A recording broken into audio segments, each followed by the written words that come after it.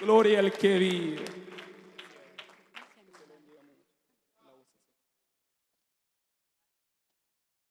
Que Dios le bendiga, tome su asiento.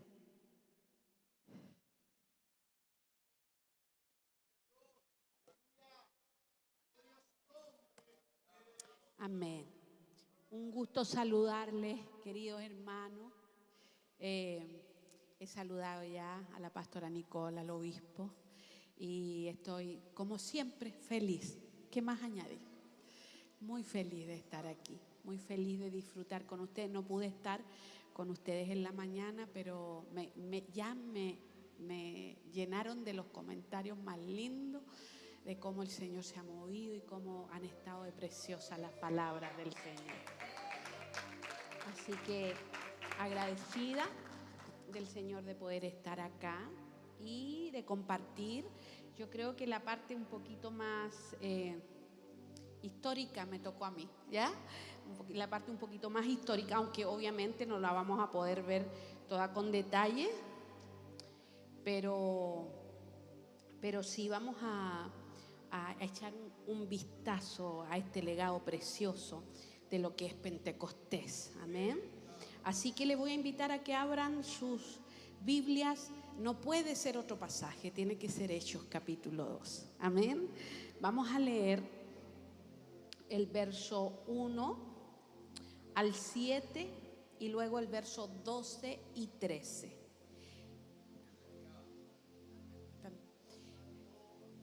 Yo creo que la hermana se acordó de mí, ya, con agüita tibia, por favor. Usted dirá, ¿por qué agua tibia? Pero es porque soy viejita. Ya, tómelo de ese lado nomás. Por eso tomo agua tibia con 40 grados. ¿Ya? Vamos a dar lectura entonces a la palabra del Señor en el nombre del Padre y del Hijo y del Espíritu Santo. Cuando llegó el día de Pentecostés, estaban todos unánimes juntos. Y de repente vino del cielo un estruendo como de un viento recio que soplaba, el cual llenó toda la casa donde estaban sentados. Y se les aparecieron lenguas repartidas como de fuego, asentándose sobre cada uno de ellos.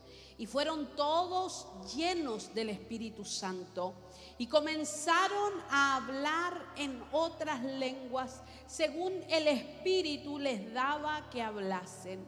Y hecho este estruendo, se juntó la multitud y estaban confusos porque cada uno les oía hablar en su propia lengua. Y estaban atónitos y maravillados, diciendo: mirad, ¿no son galileos todos estos que hablan? Verso 12.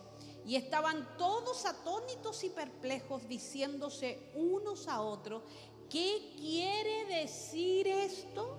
Mas otros, burlándose, decían: están llenos de mosto.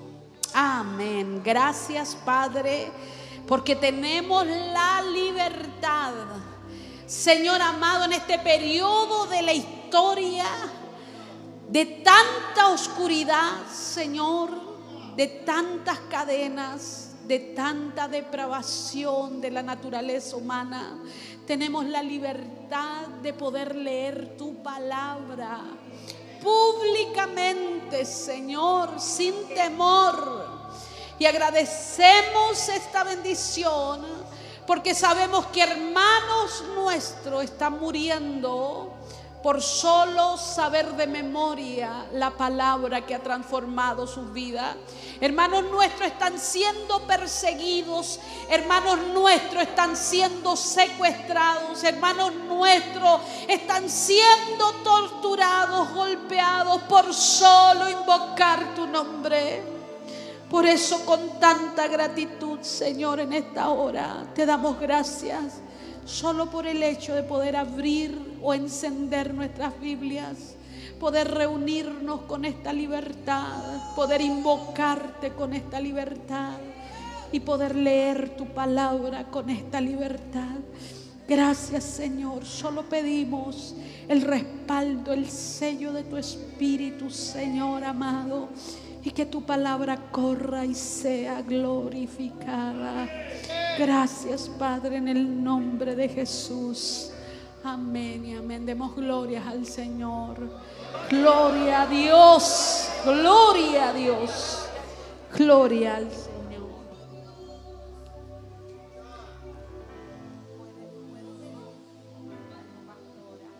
Que el ventilador no me dé la espalda, si lo pueden parar. No sé si se puede hacer algo. Eso también es por los años y la experiencia. Estuve en una vigilia, no es la introducción del mensaje, pero estuve en una vigilia y me tocó un ventilador en mi espalda y era un lugar, yo creo que muchísimo, el calor era mucho más grande que acá y me enfermé mucho, la verdad. A las 2-3 horas estaba bastante enferma, así que es otra petición por los años. Si se puede me ayudan, si no ahí nos arreglamos, ¿ya?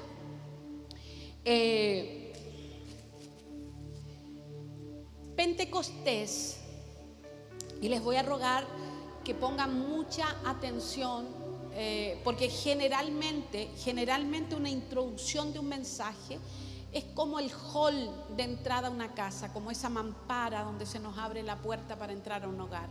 Pero hoy día va a ser una introducción que es un poco más contundente y que no es introductoria en sí misma a los puntos que le siguen, pero sí es básica para los puntos que le siguen. O sea, es poner la base para los puntos que le siguen, ¿ya?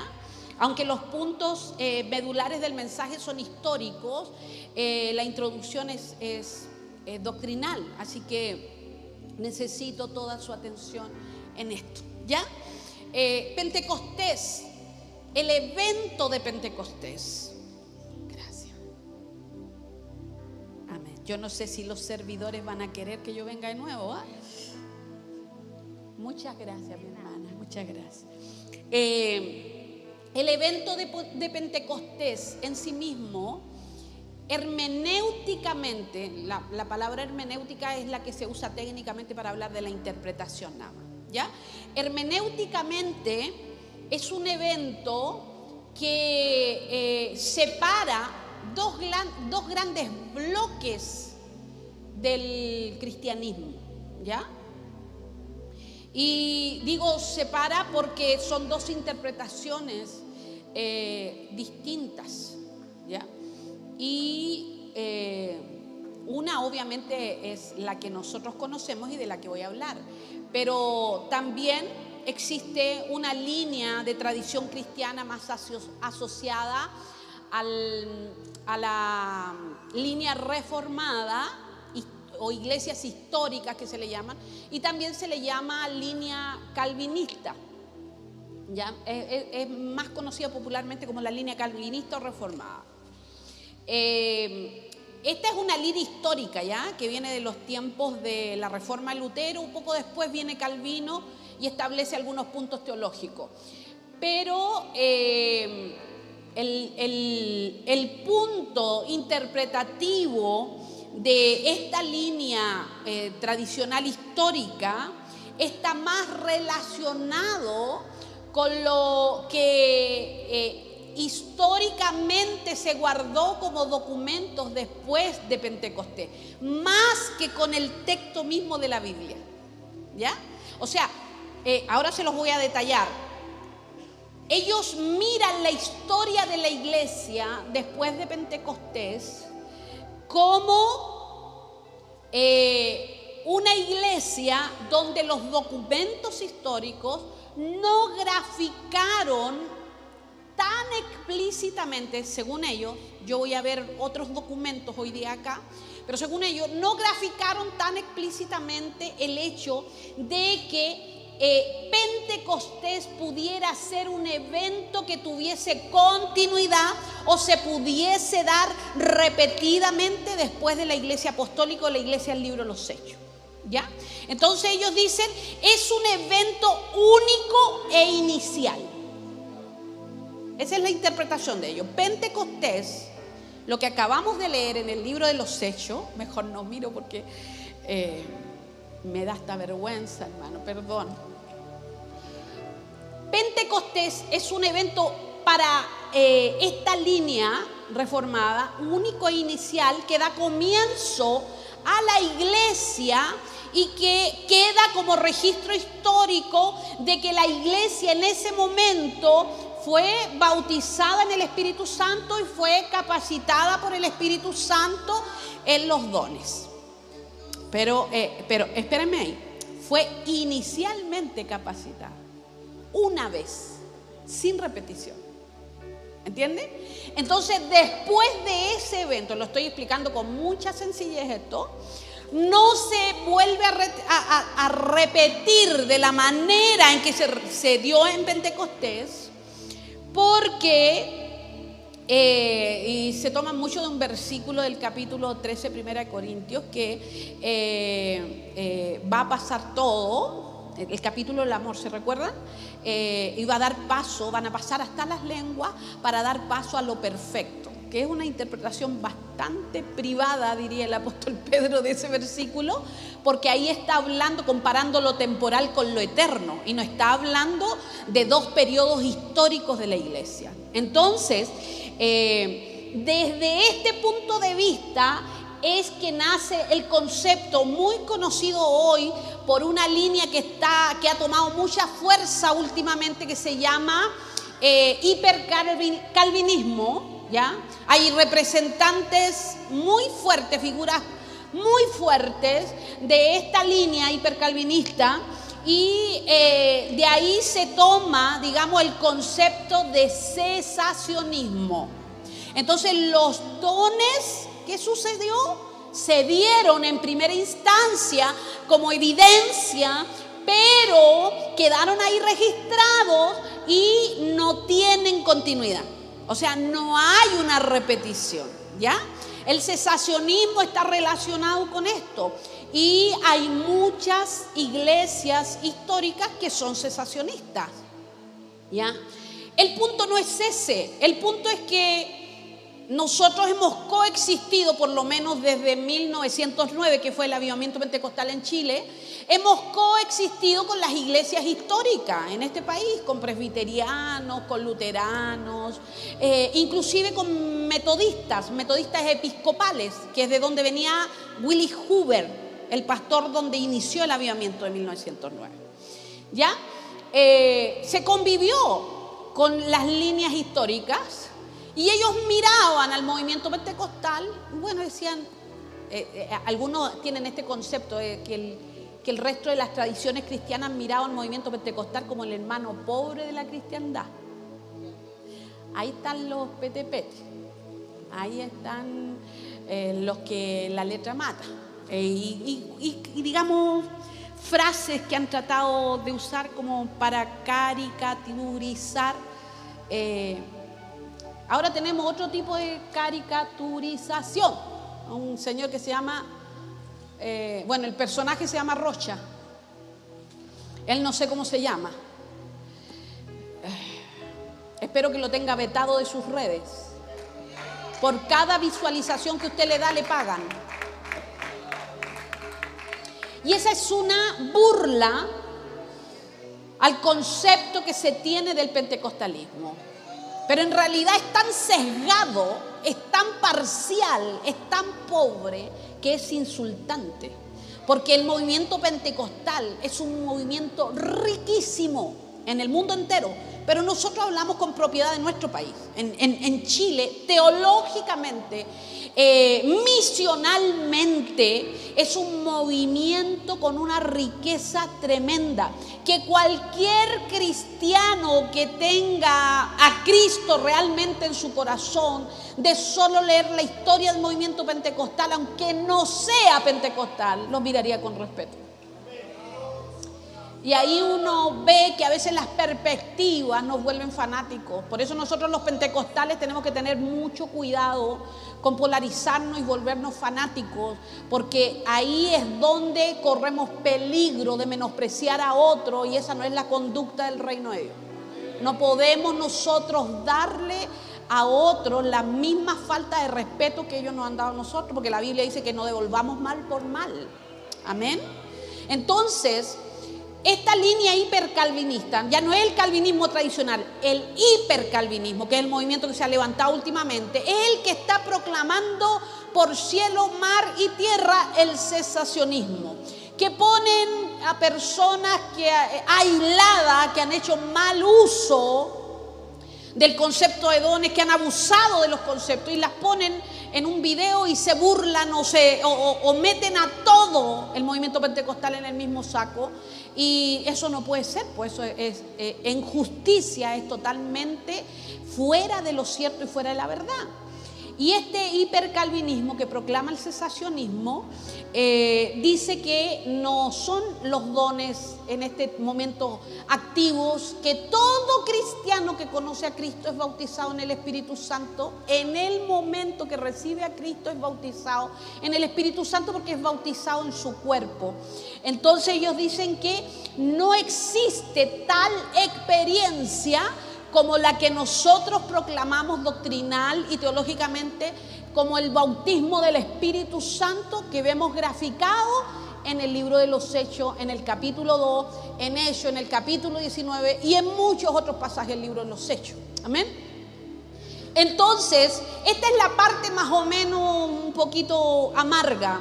Han llegado a extremos. Un señor que se murió hace un tiempo atrás, muy famoso,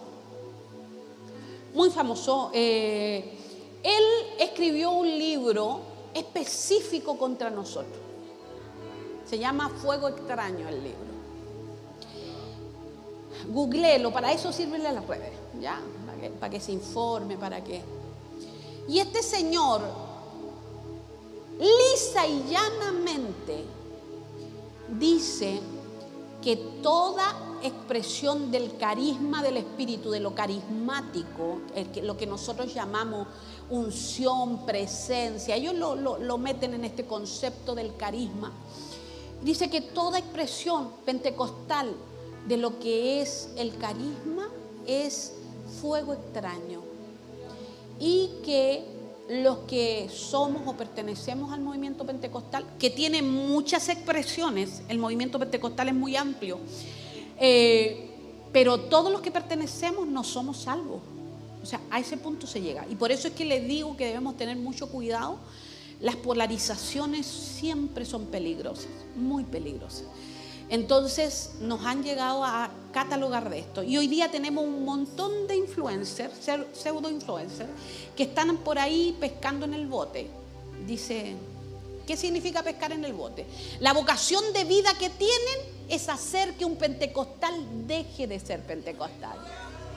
Porque resulta que si alguien te mete en la cabeza que los pentecostales están perdidos, entonces tú tomas como visión en la vida hacer que dejen de estar perdidos y convertirlos. Y ese es el movimiento que anda ahora. Y hoy día por eso tenemos mucho cesacionismo dentro de iglesias que son históricamente, por lo menos desde 1909, pentecostales. ¿Por qué? Porque hay gente que ha perdido y ha diluido su identidad pentecostal. La ha diluido y se ha dejado influenciar, porque dentro de la iglesia pentecostal no existe esto que están haciendo ustedes hoy día. Un fortalecimiento bíblico de la identidad pentecostal. Entonces, ¿qué sucede? Con comezón de oír, se han dejado arrastrar por pseudo misioneros dentro del bote que dicen que tienen que reevangelizar Chile, reevangelizar Latinoamérica. ¿Por qué? Porque uno de los movimientos más fuertes, el más fuerte, misionalmente, por lo menos en nuestro país, yo doy testimonio de eso, es el movimiento pentecostal. Es el movimiento pentecostal. Entonces, cuando nos dicen eso, es una falta de respeto. Es una completa falta de respeto. Pero solo puede entender esa falta de respeto aquel que tiene una identidad pentecostal clara. quien tiene una identidad pentecostal clara, sabrá que el cesacionismo no es algo que teológicamente calce con la interpretación de Hechos capítulo 2. Porque el mismo apóstol Pedro, que interpreta este bautismo y este mover del Espíritu Santo derramado, él lo interpreta y dice que será esto el cumplimiento de lo que dijo Joel: en los últimos días será derramado sobre toda carne el Espíritu Santo. Entonces nosotros entendemos hermenéuticamente Hechos capítulo 2 como el comienzo de una era maravillosa en que nace la iglesia para vivir su proceso hasta la segunda venida de Cristo, hasta cuando sea arrebatada la iglesia. Vivir este proceso llena, capacitada, honrada, guiada por el Espíritu Santo de Dios. Entonces, por ende, este evento no es un evento aislado, no es un evento solamente inicial, sino que es un evento continuo. Todo creyente y toda la iglesia a través de la historia necesita ser llena, ser capacitada, ser bautizada en el Espíritu Santo para poder llevar a cabo la misión que Dios le ha dado.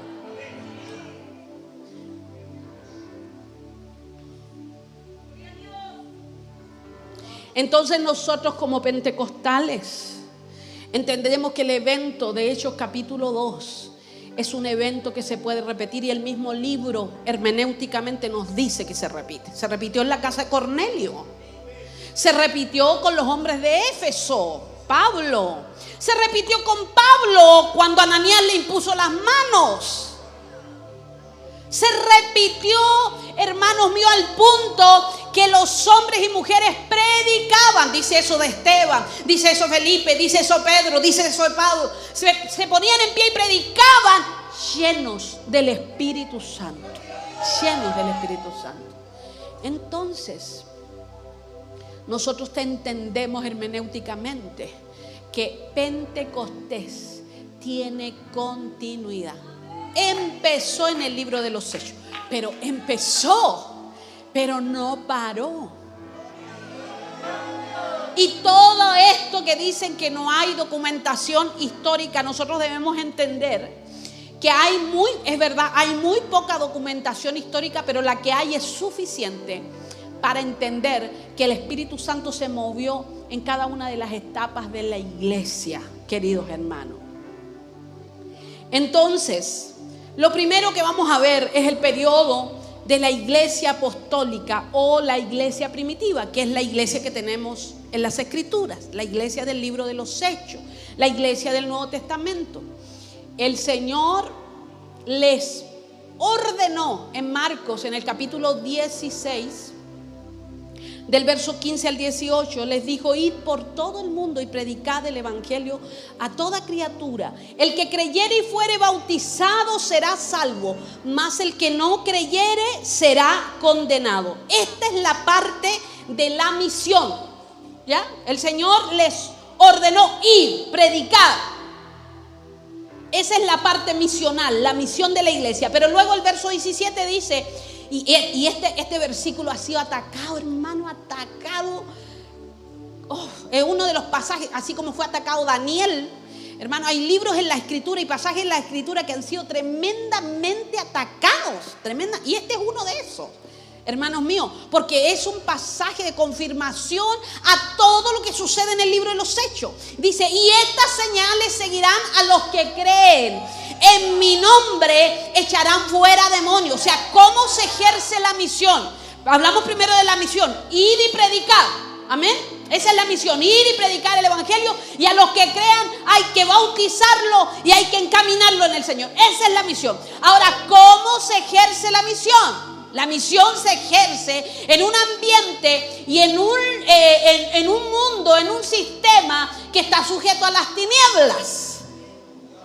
¿Usted lo sabe eso? ¿Quién es el príncipe de este mundo? El Dios de este siglo. Así lo cataloga la palabra del Señor a Satanás, el diablo. Y Satanás, el diablo, ha construido sistemas a través de la historia para mantener encadenada, cegada a la humanidad. Entonces, cuando entra el Evangelio es la luz que abre los ojos de los ciegos. Y cuando entra el Evangelio, entonces hay que tener no solo la predicación, sino que hay que tener el respaldo. La predicación, los predicadores no seguimos señales. Se supone que las señales siguen a la predicación. Ese es, digamos, el orden natural.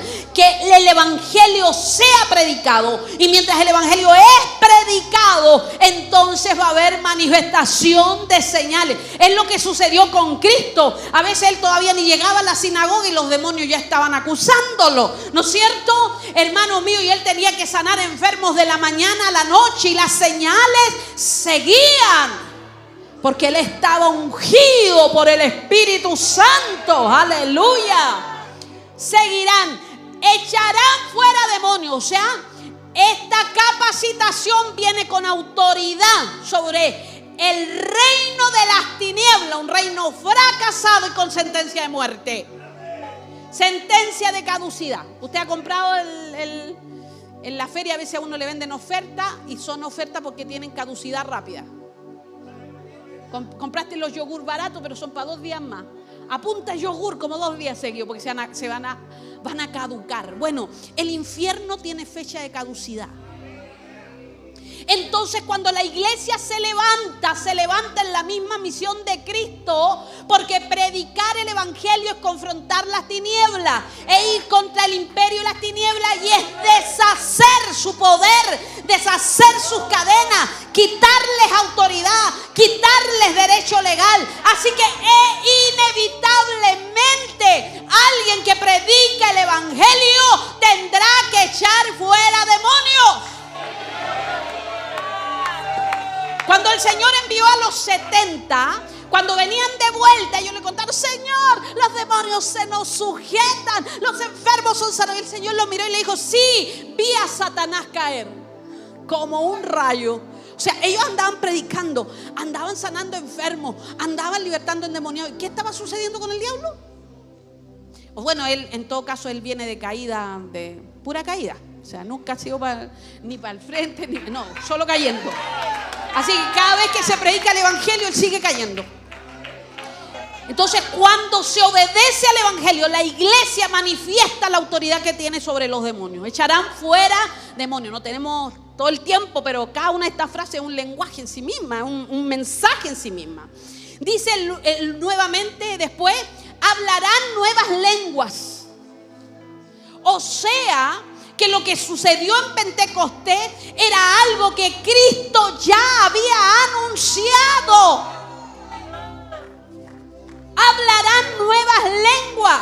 Y esto tiene, hermanos míos, un objetivo de hablar misterio con Dios, pero también tiene el objetivo de que haya una capacitación para que el evangelio del reino llegue a todas las naciones.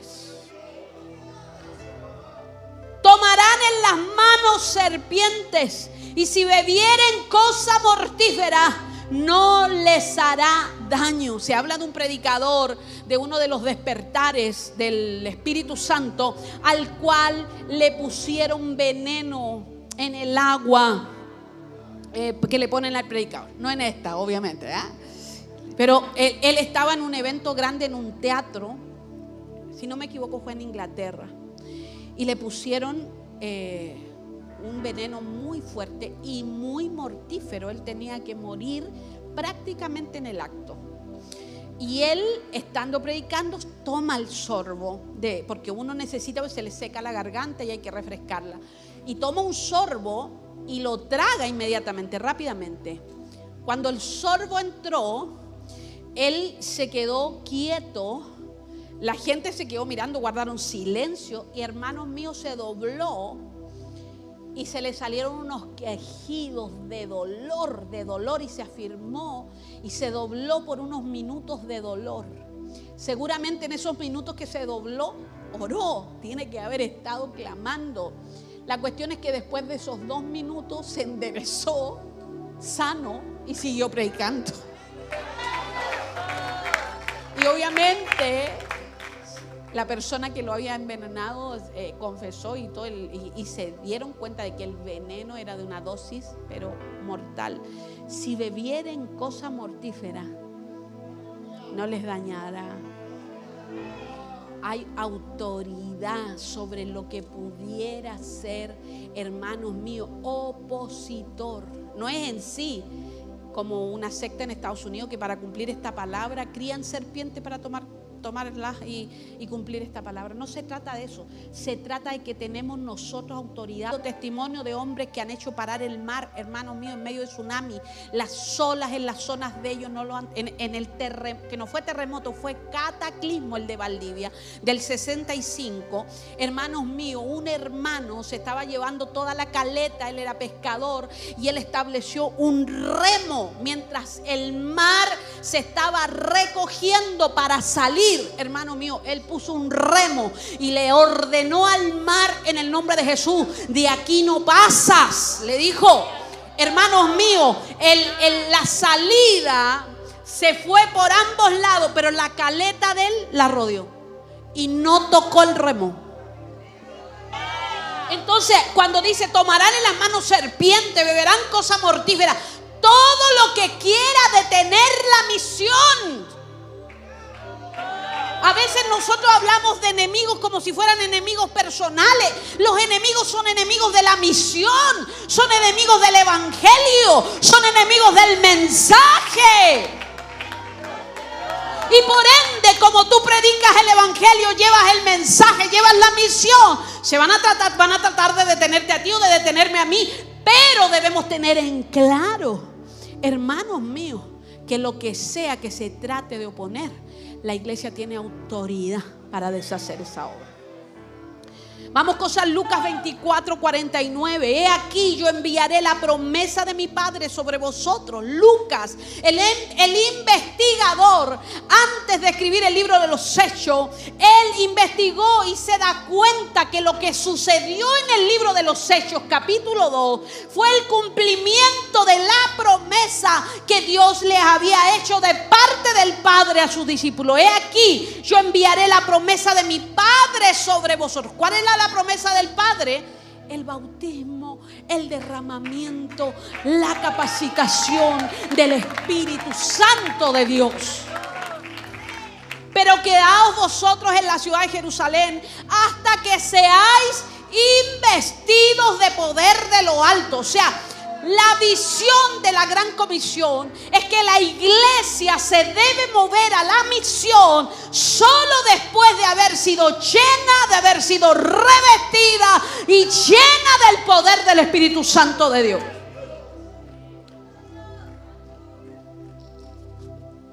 Hechos 1, 4 y 5. Y estando juntos, les mandó que no se fueran de Jerusalén. Este sigue siendo Lucas hablando. Sino que esperasen la promesa del Padre, la cual les dijo: oísteis de mí. Porque Juan ciertamente bautizó con agua. Aquí la promesa está detallada. ¿Cuál es la promesa? Porque uno puede decir: no, es que la promesa es que él iba a estar con ellos, que iban a estar bien. No, seamos específicos. ¿Cuál es la promesa de la que habla Lucas? El verso 4 nos lo dice, verso 5, porque Juan ciertamente bautizó con agua, mas vosotros seréis bautizados con el Espíritu Santo dentro de no muchos días. No se muevan, hay una promesa que se tiene que cumplir. Hechos 2:14. Entonces Pedro, poniéndose en pie con los 11, alzó la voz y les habló diciendo: varones judíos y todos los que habitáis en Jerusalén, esto os sea notorio y oíd mis palabras. Mas esto es lo dicho por el profeta Joel: en los postreros días, dice Dios, derramaré de mi espíritu sobre toda carne, y vuestros hijos y vuestras hijas profetizarán, vuestros jóvenes verán visiones, vuestros ancianos soñarán sueños, y de cierto sobre mis siervos y sobre mis siervas en aquellos días derramaré de mi espíritu y profetizarán. ¡Aleluya! Y de hecho, esta cita que hace Pedro es una cita que él une con el final de los tiempos. Él no dice, esto lo cumplió Joel hoy día y de aquí los que vienen después que se la arreglen como puedan hasta que venga el Señor. Él no dice eso. Él une el derramamiento sobre toda carne, o sea, un derramamiento del Espíritu universal. Y nosotros sabemos que en ese momento el derramamiento del Espíritu, hermanos míos, fue en la ciudad de Jerusalén, pero luego continuó. El Señor les dijo, recibiréis poder, 1:8, cuando haya venido sobre vosotros el Espíritu Santo, y me seréis testigos. ¿Dónde? Jerusalén, Judea, Samaria y hasta lo último de la tierra. El primer cumplimiento fue Jerusalén, pero luego ellos siguieron en Judea y luego llegó hasta Samaria con Felipe, aleluya, donde Pedro y Juan imponían las manos y recibían el bautismo del Espíritu. Y luego con el apóstol Pablo llegó hasta lo último de la tierra. Y con la iglesia sigue adelante, porque el libro de los Hechos no termina con un amén. Es un libro no sellado, porque los hechos, aleluya, son los hechos de los apóstoles, pero también son los hechos de la iglesia. Aleluya. Santo es su nombre.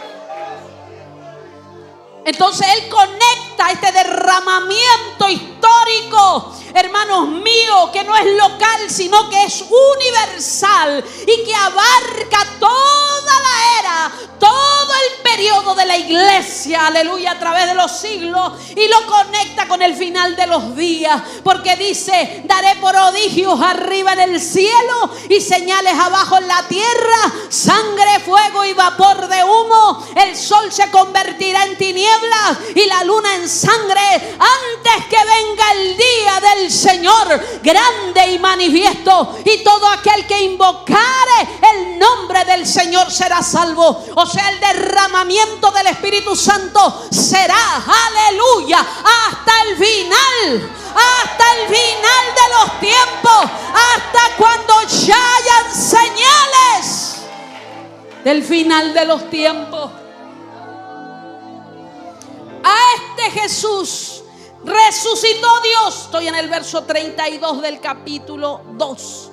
De lo cual todos nosotros somos testigos. Así que exaltado por la diestra de Dios y habiendo recibido del Padre la promesa del Espíritu Santo, ha derramado esto que vosotros veis.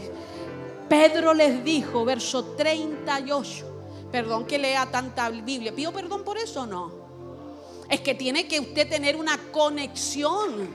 Nosotros no estamos fuera de la palabra. Nosotros no estamos fuera de la promesa. Nosotros no estamos fuera de la conexión teológica. Mire lo que dice Pedro en el verso 38. Arrepentíos y bautícese cada uno de vosotros en el nombre de Jesucristo para perdón de pecados. Y luego ¿qué dice? Y recibiréis el don del Espíritu Santo. Y luego dice, porque para vosotros es la promesa presente. Y luego dice, para vuestros hijos, próxima generación. Luego dice, para los que están lejos, o sea, el extremo geográfico, no es local, aleluya. Y luego dice, para cuanto el Señor nuestro Dios llamare.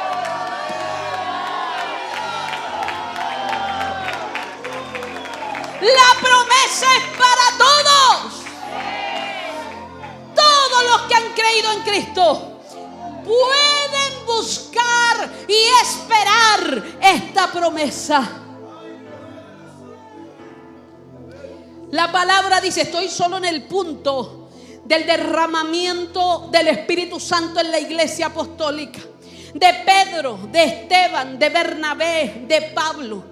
En el libro de los Hechos se habla que actuaron, predicaron, accionaron llenos del Espíritu Santo.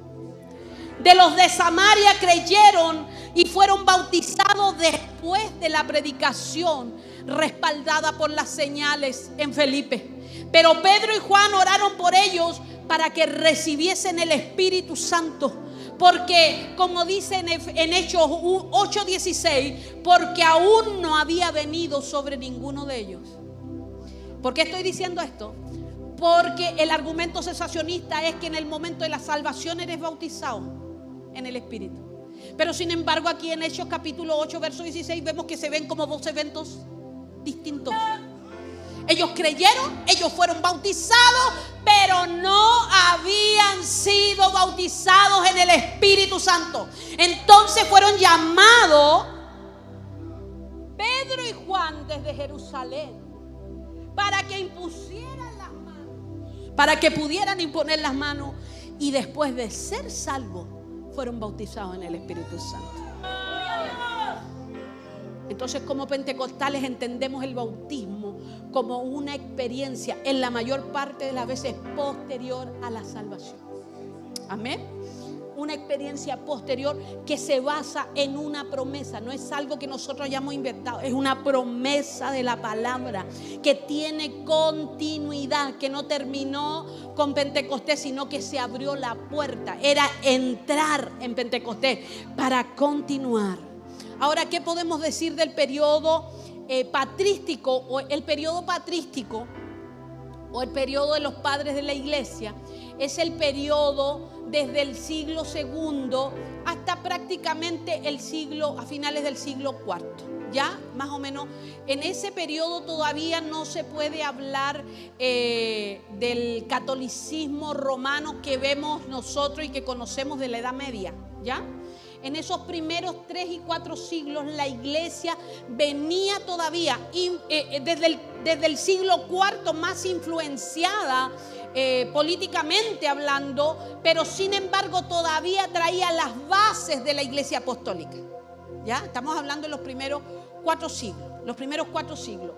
Y en esos primeros 4 siglos hay algunos registros porque los padres de la iglesia, muchos de ellos escribieron mucho, ¿ya? Como Ireneo, como Orígenes, como Tertuliano. Hoy día no vamos a tener el tiempo de hablar lo precioso que es este periodo y la riqueza que dejaron los padres. Los padres se dividen en padres tempranos y padres tardíos. Los padres tempranos estuvieron influenciados directamente, como el caso de Policarpo, que fue discípulo del apóstol Juan, o indirectamente por la escuela apostólica, o sea, por los apóstoles. Y los padres tardíos son los que estuvieron después y que ya no tenían una influencia directa de los apóstoles, ¿ya? Entonces, en este periodo patrístico que abarca del siglo II al siglo IV, ¿ya? Estamos hablando desde el año 100 en adelante hasta el siglo IV, o sea, hasta el 399, que terminaría ahí el siglo IV. Vemos primero a Ireneo de Lyon, un padre de la iglesia, escribió mucho. ¿Y qué dice? Él vivió del 130 al 202, ¿ya? Entonces estuvo en la parte final del segundo siglo y hasta el comienzo del tercer siglo. Él menciona en sus escritos el hablar en lenguas, las profecías y la revelación del Espíritu. Estamos hablando de finales del siglo II. Habían pasado ya prácticamente 100 años de la muerte del apóstol Juan, que fue el último apóstol. Y él habla de que la iglesia de manera normal, estoy hablando que se practicaba dentro de la iglesia el hablar en lenguas, las profecías y la revelación del Espíritu como una realidad vigente. O sea, estamos hablando de todo el segundo siglo. Esto era una realidad vigente. Aquí tengo las fuentes, digamos. Hay otro padre que a mí me importa mucho porque doctrinalmente tiene un peso tremendo, Tertuliano. Si puede, no se olvide este nombre.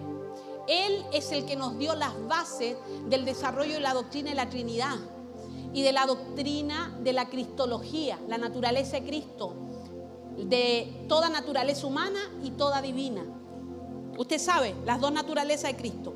Él se encarnó y era humano, totalmente humano, pero también estaba su naturaleza divina, el Hijo eterno de Dios. Esas bases doctrinales, por lo menos las primeras partes, nuestras bases las vio Tertuliano. Es un hombre pero riquísimo en favor de la doctrina de la iglesia. Él vivió del 155 al 220, o sea, hasta temprano del siglo III, y defiende y describe en sus escritos fenómenos carismáticos, era cercano al montanismo. Ya voy a hablar del montanismo. Menciona revelaciones espirituales, profecías y discursos inspirados por el Espíritu Santo. Segundo y tercer siglo. Esta es la parte que no es de tanto avivamiento, pero que es necesaria. Amén. Porque usted no es un pentecostal al aire. ¿Por qué cree lo que cree? No sé, pero creo. No. Tienes que tener argumentos de tu fe en la palabra y en la historia. Y esos son los argumentos y las herramientas que el Señor te está dando ahora. Amén. Entonces, Él da testimonio de que esto sucedía en la iglesia. Montano y las profetisas Priscila y Maximila, dos mujeres que profetizaban alrededor de un señor que se llamó Montano, que también fue del siglo II. Este señor, escribe de él Eusebio. Eusebio fue el escritor oficial del Imperio Romano Cristiano. O sea, cuando la iglesia se unió al Imperio Romano en el siglo IV, Eusebio fue el escritor oficial. Su investigación es bastante tardía y muy influenciada, y él habla de que la iglesia expulsó a Montano y su movimiento. Pero cuando uno hace un análisis, yo en mis estudios tuve que hacer un trabajo bastante de harto trabajo, de harta investigación sobre Montano y lo que fueron sus características. Fue declarado excomulgado de la iglesia, el siglo II estamos hablando, o sea, bien tempranamente. Eso es lo que dice Eusebio. ¿Pero por qué? Porque para Montano la iglesia se estaba olvidando de sus raíces. ¿Cuáles eran las raíces? Las del libro de los Hechos. Y Montano era un hombre que predicaba la segunda venida de Cristo. Estaba muy cercano a la segunda venida de Cristo. Y además hay registros, obviamente bastante despectivos, porque se usan palabras como parlotear o palabras indecibles o que no se pueden repetir, para hablar de las mujeres que eran tomadas por el Espíritu, según lo que entendemos nosotros, y hablaban en nuevas lenguas y también profetizaban o interpretaban las lenguas. Entonces, ellos pertenecieron a este movimiento carismático de manifestación del Espíritu en el siglo II. Y Tertuliano fue muy cercano a este movimiento, pero eso es algo que no se menciona y se trata, digamos, se maltrata mucho al movimiento de Montano. Pero Montano ejerció un movimiento donde había libertad para que se manifestaran los dones del Espíritu y donde la predicación presente estaba relacionada, como vimos recién, Hechos capítulo 2, la manifestación presente del Espíritu estaba relacionada con la segunda venida y las señales del fin. Eso es lo que podemos decir con respecto al periodo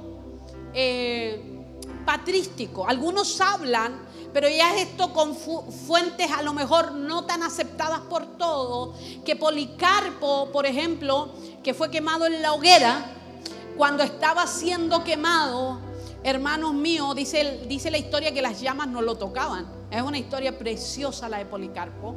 El poder del fuego no lo tocaba, que tuvieron que asaetearlo con flechas para que pudiera morir, porque las llamas no lo tocaban. Pero dice que mientras las llamas lo rodeaban, hay testimonio de que él hablaba en lenguas que no podían entender los que estaban alrededor.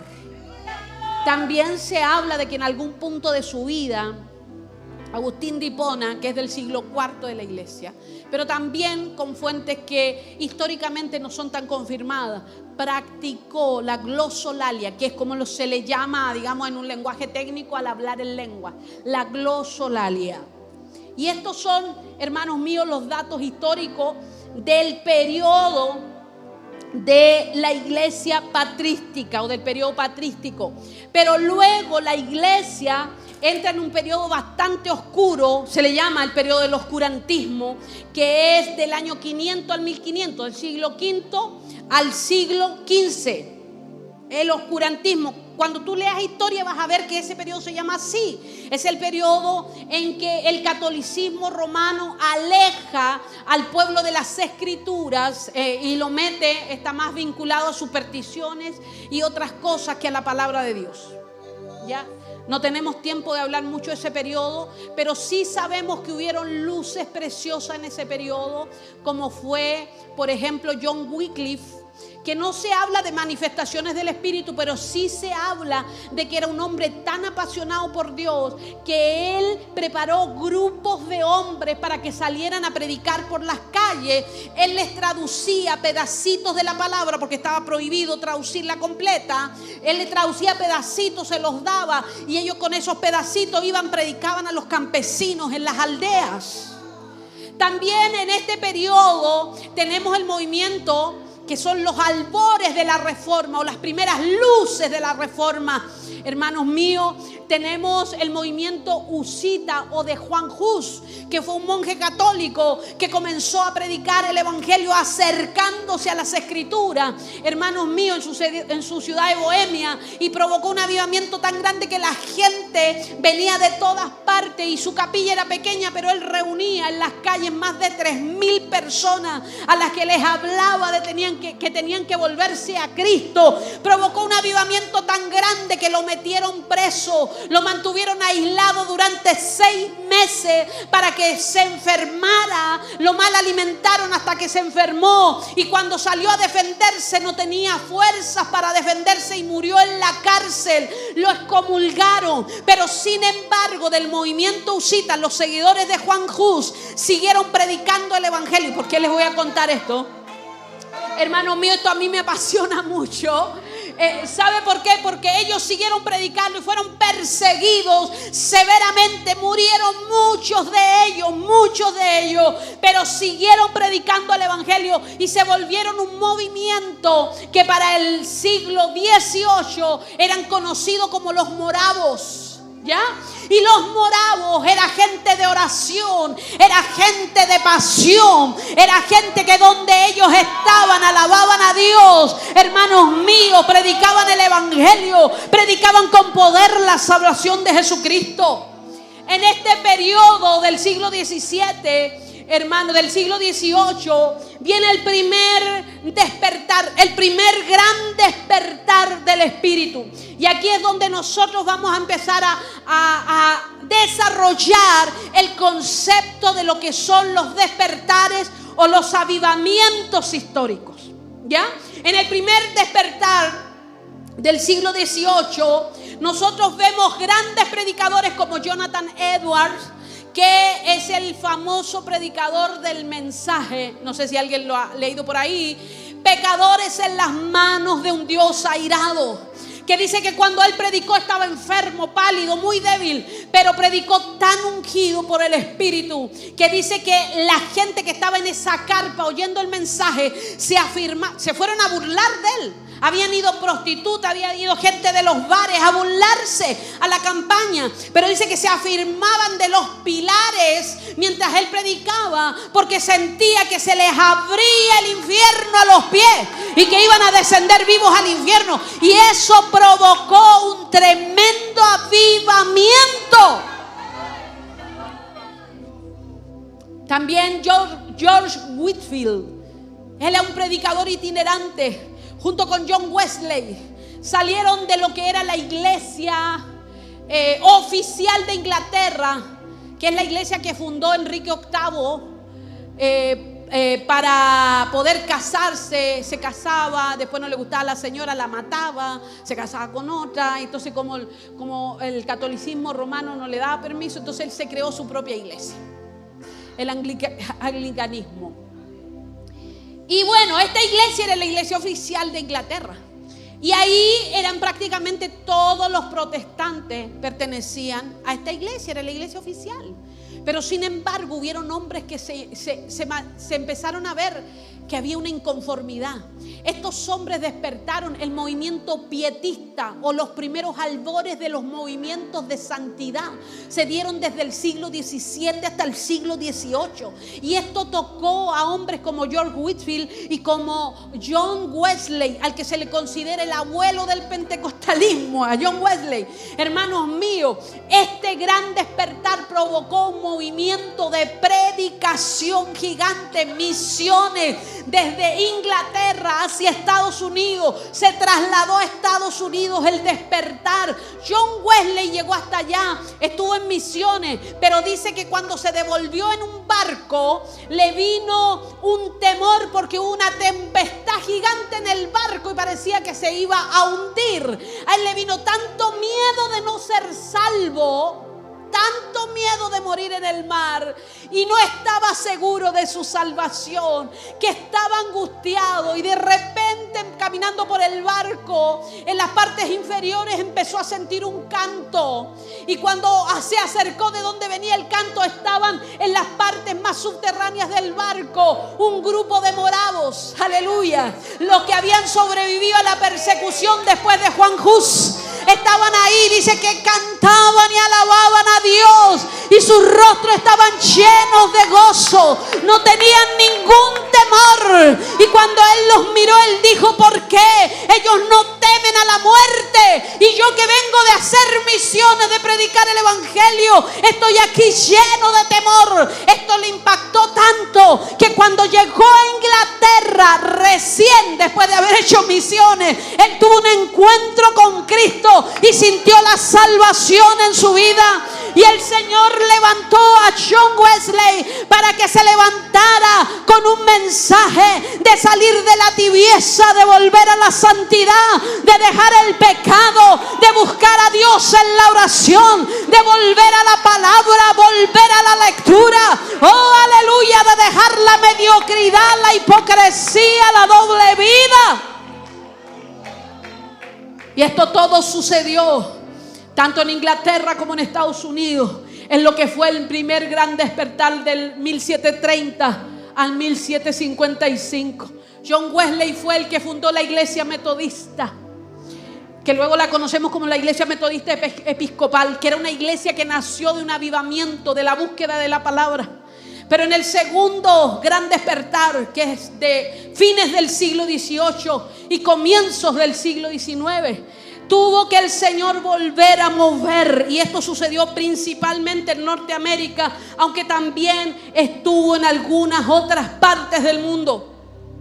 Se levantaban grandes campamentos, o lo que nosotros llamamos retiro, pero estos retiros no tenían fecha de término. Y la gente se ponía a carpa y empezaban a buscar de Dios, y Dios se empezaba a mover. Grandes campamentos. De ese tiempo es una de las más grandes predicadoras, María Woodworth-Etter. No sé si ha oído hablar de ella, pero una mujer evangelista que predicaba en carpa, levantaba su dedito, y ella, cuando levantaba su mano, el Señor comenzaba a sanar, y había milagros y había poder de Dios. De ese periodo es el segundo despertar. Se hicieron campañas itinerantes, se empezó a luchar contra la abolición de la esclavitud, porque donde entra el evangelio, el ser humano es dignificado, no es empobrecido.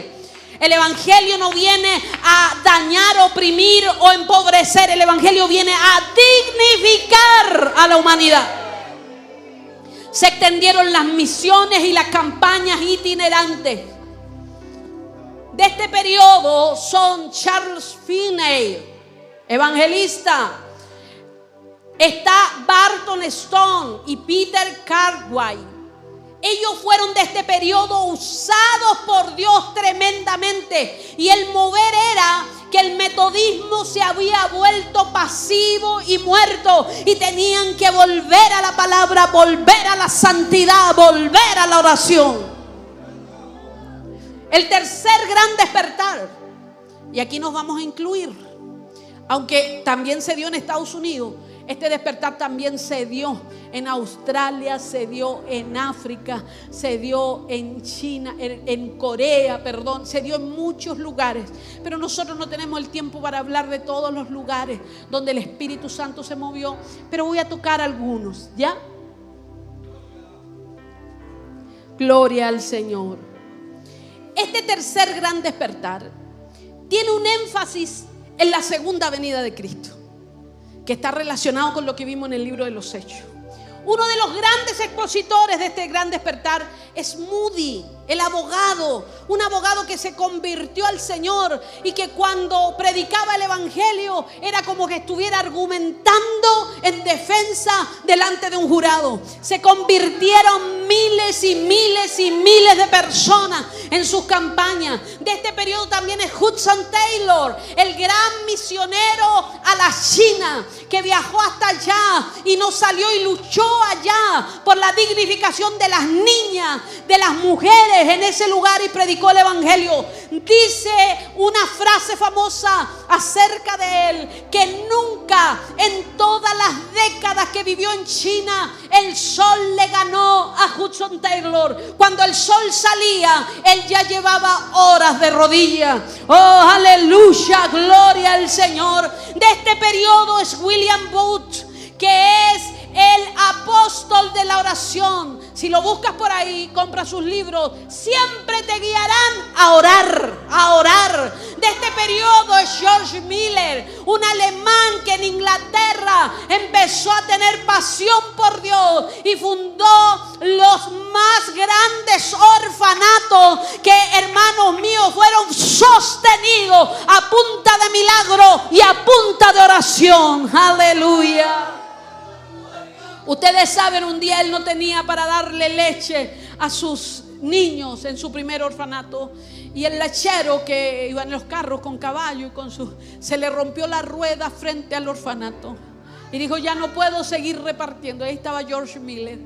En otra ocasión al panadero del palacio se le tostaron demasiado los panes y en el palacio tenían que ser perfectos. Ahí llegó toda la panadería del palacio para los orfanatos de George Miller. Oh, aleluya. Tiempos en que el evangelio era respaldado por la acción. El mover de Dios nunca encerrará a la iglesia en un espíritu sectario. El mover de Dios lleva a la iglesia hacia la humanidad y el poder de Dios es extendido para aquellos que lo necesitan. ¿Usted lo cree? Oh, Dios te ha puesto a ti, aleluya, para que lleves el evangelio de Jesucristo, para que las señales te sigan y para que muchos que viven sin esperanza puedan conocer el poder de Dios.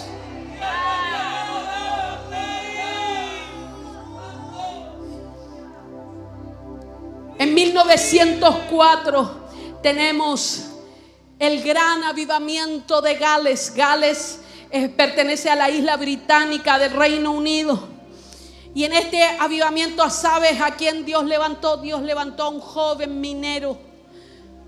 Salió de las minas, fue lleno del Señor y se levantó a predicar el evangelio. Ivan Robert fue el hombre tremendamente usado por Dios. Predicó hasta el cansancio, hasta adelgazar, hasta debilitarse. Predicó, miles y miles conocieron a Cristo en el avivamiento de Gales.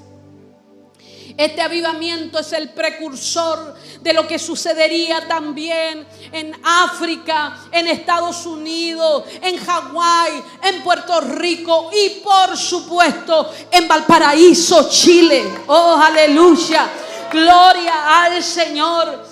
Este avivamiento, aleluya, en India con Pandita Ramanbai, esta mujer de Dios que dirigía un hogar de niñas huérfanas, donde el Espíritu Santo también empezó a constreñir de pecado. Ahí había oración, había búsqueda, y las muchachitas empezaron a ser tocadas. No sabían por qué lloraban. Lo único que querían es tener más de Jesús, más de Jesús, más de Jesús.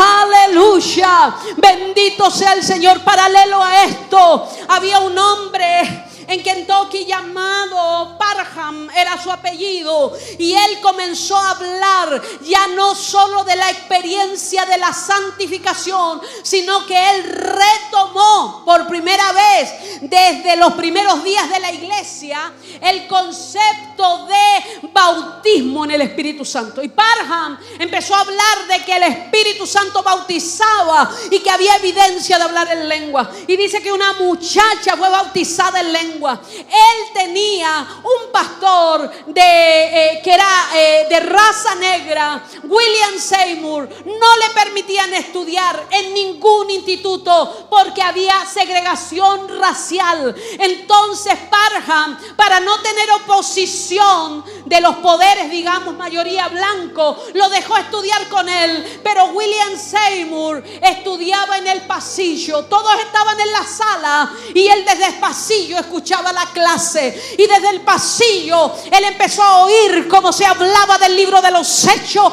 cómo se hablaba del bautismo, cómo se hablaba de los milagros, cómo se hablaba de la llenura del Espíritu. Este hombre terminó viajando a California, aleluya, se instaló en un granero donde guardaban caballos, ahí arrendó, estaba lleno de cajas de madera, y ese hombre arrendó ese lugar creyendo que en este tiempo el Señor derramaría de su Espíritu.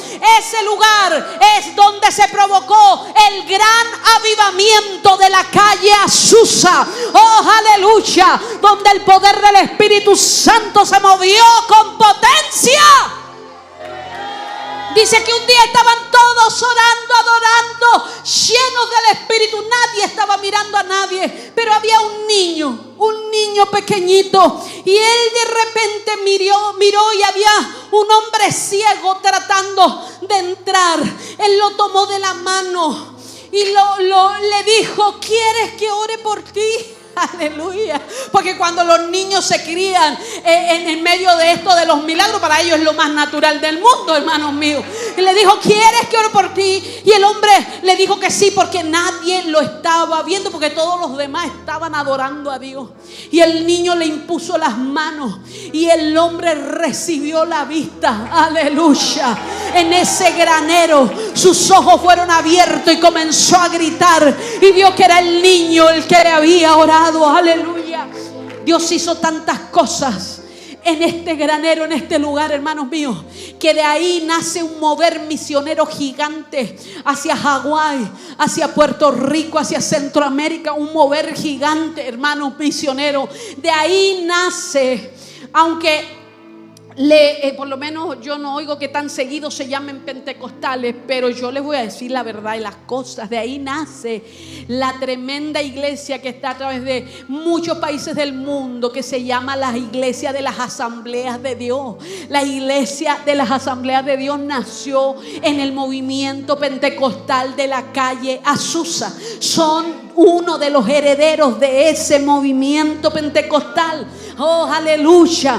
Y paralelo a eso, hay un predicador, un pastor acá llamado William Hoover en Valparaíso, de la iglesia metodista episcopal, que sabe lo que está sucediendo allá en Azusa, y sabe lo que está sucediendo en India, y sabe lo que está sucediendo en Australia. De hecho, la esposa de Hoover se escribe con Pandita Ramabai de India, y ella le habla acerca del avivamiento. Y está la esposa de Hoover leyendo las cartas y se las comparte a su esposo. Entonces Hoover toma la decisión de poner a orar a la iglesia. Vamos a orar para que Dios haga algo distinto, para que Dios despierte, para que Dios traiga un avivamiento. Es en un culto de Año Nuevo que ellos estaban orando la última oración antes de recibir el Año Nuevo, pero bajó el Espíritu Santo y no pudieron parar parar de orar.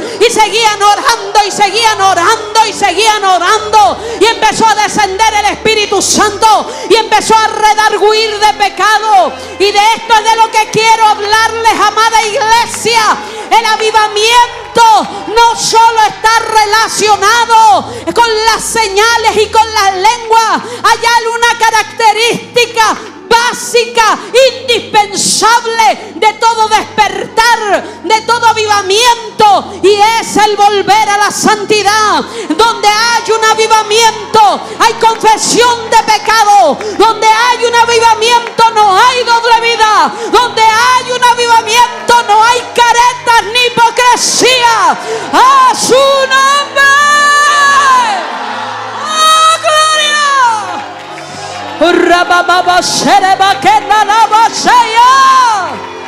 ¡Aleluya! ¡Aleluya! ¡Gloria a Dios! ¡Gloria a Dios! ¡Aleluya! Quiero terminar diciéndoles esto. Desde el primer gran despertar hasta los avivamientos de comienzo del siglo XX, cada 40 años la iglesia se relajaba. Y estoy hablando de la iglesia en general. Se relajaba, volvía al ritualismo, volvía a la tibieza. Y entonces venía un mover de Dios que podía empezar en cualquier momento y lugar. Podía empezar como aquí en Chile, en un culto de Año Nuevo. Podía empezar, Dios tomaba y había un movimiento. Y lo primero que sucedía es que la gente deja de hacer de la iglesia un lugar donde vienen a tranquilizar la conciencia para decir: fui a la iglesia, soy cristiano, soy evangélico. Y empezó a ser el lugar donde la presencia de Dios los tocaba desde la entrada y tenían que confesar sus pecados. Hubo un gran avivamiento hace algunas décadas atrás en Estados Unidos. No me recuerdo ahora del nombre. Era un pueblo pequeñito, ni aeropuertos ni hoteles tenía. Después del avivamiento tuvieron que hacer aeropuertos, tuvieron que construir hoteles. Pero dice que la presencia de Dios era tan grande, hermanos, tan grande, que a la entrada del templo habían 2 basureros así de alto, basureros con bolsas plásticas gigantes. Estaban a la entrada del templo, 2 grandes. ¿Y sabe por qué los tenían ahí? Porque la gente oía de lo que estaba sucediendo allí en ese lugar y venían de distintos lugares a curiosear. No todos venían con hambre, muchos venían a curiosear. Pero ¿sabe lo que pasaba? Cuando llegaban a la parte de atrás de la iglesia, la presencia del Señor los tocaba de tal manera, hermanos míos, que ahí en esos basureros quedaban las bolsas de heroína, las bolsas de cocaína, ahí quedaban las armas de fuego, ahí quedaban, hermanos míos, ahí quedaba la inmundicia, ahí quedaba todo aquello que les recordaba sus cadenas, y pasaban redarguidos por el Espíritu Santo de Dios. Yo sé que la palabra dice, hermanos míos, que Él ya no habita en templo hecho por mano de hombre, sino que habita en el corazón del hombre. Pero yo te voy a decir una cosa, que donde está la iglesia del Señor, el ambiente de aquel lugar cambia. Oh, aleluya. Oh, aleluya. Yo nunca he ido a un estadio, pero yo imagino que cuando está el fervor, ahí hay un ambiente espiritual que a la gente la mueve, la pone eufórica, la pone violenta, la pone de la manera que las pone. Hay un ambiente ahí, hay un, aunque usted no lo crea, hay un ambiente espiritual que no viene obviamente precisamente de Dios, pero hay un ambiente allí. Lo mismo me imagino que sucede en una discoteca. La gente quiere ir. O yo he visto jóvenes, y me han hablado sus mamás, que se les arrancan escondidos para ir a la discoteca. Y en la discoteca les sale la personalidad, se le quita los tímidos, les gusta exhibirse, les gusta, y hay un ambiente que los transforma ahí alrededor de la discoteca. Yo te voy a decir una cosa: si tú eres nacido del Espíritu, si naciste del Espíritu, además de haber haber sido bautizado en las aguas, a donde tú te muevas, el ambiente espiritual tiene que cambiar. Aleluya. Y si la iglesia se reúne en un lugar como esta casa, como la casa de Maipú, la casa de Peñalolén y las casas que están reunidas aquí, donde la iglesia se reúne, el ambiente espiritual marca ese lugar. Aleluya. Porque los templos que son ustedes, que soy yo, nos reunimos en ese lugar e invocamos el nombre del Señor. Así, hermanos míos, no tengamos templos. La iglesia perseguida de Rusia en los tiempos de la Unión Soviética se reunían en Siberia, en los bosques, hundidos en la nieve, a leer pedacitos de hojas de Biblia a la luz de las estrellas. Y ahí estaba el Espíritu de Dios con ellos. Porque donde está el Espíritu del Señor, allí hay libertad. Sea en una cloaca, en una alcantarilla, como en China, los hermanos se bautizan en las aguas de las alcantarillas. Hermanos míos, sea en un container donde en un país del oriente meten a los cristianos y los torturan al sol, en container metálico, donde sea, donde está reunida la iglesia de Cristo, ahí está el Espíritu de Dios.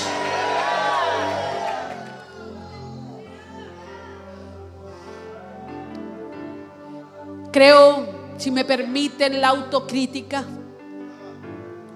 los pentecostales no podemos solo victimizarnos de que algunos otros nos critican o se burlan o nos condenan. También nosotros hemos cometido muchos errores. Errores que ustedes, digo, yo ya tengo algunos años más que la gran mayoría de ustedes, pero ustedes son las nuevas generaciones, la gran mayoría de ustedes, y deben ser sabios en cómo, si Cristo nos da más tiempo para la misión, cómo van a entregar a la próxima generación este mover del Espíritu, a los niños, a estos pequeños, a los que están en el vientre, a los que se van a convertir mañana, pasado. Debemos estar preocupados del legado, de lo que estamos transmitiendo, porque lo primero que dijo Pedro, dijo, aleluya, derramaré de mi espíritu sobre toda carne y vuestros hijos y vuestras hijas profetizarán. O sea, lo primero que te dijo es que esto espéralo para ti, pero también espéralo para tu casa. Él dijo, esto es para vosotros, esto es para vuestros hijos, esto es para los que están lejos. O sea, nosotros debemos entender que la promesa del Espíritu Santo es para todos. Así que no puedes secuestrar al Espíritu Santo. ¿Me está escuchando? ¿Me está escuchando? Usted tiene que ser la evidencia de que Él lo puede hacer con otro. Usted no tiene que tener marca registrada, lleno del Espíritu. O sea, yo soy lleno, tú no. Yo tengo dones, tú no. Yo soy más santo, tú no. Nosotros tenemos una riqueza, hermanos míos, dentro del pentecostalismo tan grande. Pero ¿sabes por qué ha sido dañada esa riqueza? Por ese espíritu, hermanos míos, que no valoramos ni miramos que Dios lo quiere hacer con otro. Dios lo quiere hacer con otro. Dios lo quiere hacer con el que tú consideras más débil. Dios lo quiere hacer con él. Dios lo quiere hacer con los niños. Dios lo quiere hacer con los adolescentes. No hay, perdón lo que voy a decir, pero no pueden haber viejos fanfarrones, hermanos, viejas fanfarrones, que no, estos jóvenes, estos no saben nada. No, hermano mío, nadie puede secuestrar una promesa que es para toda la iglesia. ¡A su nombre! ¡Santo! Nuestro deber es tener hambre ¿Sabe lo que fue lo que sucedió antes de cada despertar? Sucedió que había personas con hambre, había personas con inquietud, había personas que volvieron al libro de los Hechos y dijeron: esto es para ahora, esto es para hoy, y se apropiaron de esa palabra y no la soltaron. Oh, aleluya. Ustedes son una iglesia avivada, pero hay muchos pentecostales que tal vez no están como ustedes. Pero yo te voy a decir una cosa: la promesa también es de ellos. Oh, aleluya. La promesa también es mía. Tal vez no todos lo hagan de la misma manera, pero el Señor se puede mover, puede despertar, puede levantar, puede traer convicción de pecado, arrepentimiento, salvación, señales y milagros. Oribasa ya bakere bashenda. Okramanda rabas.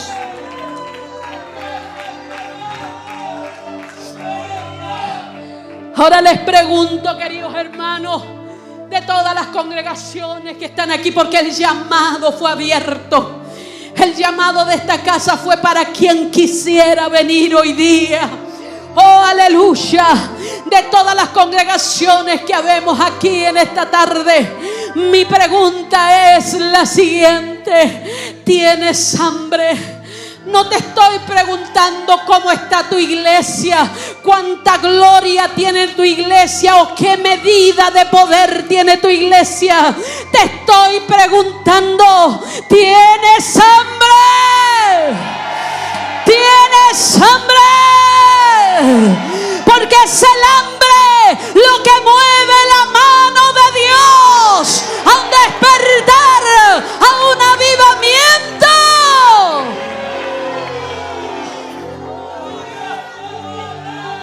Esto es lo que Dios quiere. Cultivemos esa hambre. Oremos para que Dios lo haga con otros. Oremos para que Dios despierte a la iglesia de más allá, y a la de más allá, y al ancianito de más allá, y al niño de más acá, y al joven de más allá, y que el pastor de más allá reciba fuerza y el de más allá sea renovado. Oh, y vuelvan los que conocimos la llenura. Aleluya. La palabra dice: fueron bautizados en Hechos 2, pero en Hechos 4 oraron nuevamente: concédenos hablar con denuedo tu palabra, y que tu mano sea extendida y sean hechas señales. Y dice que el lugar en el que estaban tembló nuevamente y fueron llenos del Espíritu Santo. Yo fui bautizada en el Espíritu a los 6 años, pero yo tengo de manera innumerable. No puedo decir todas las veces que me ha llenado. Cada vez que lo necesito me ha llenado. Cada vez que siento la agonía, Él viene con su fuego y me da vida. ¡Aleluya!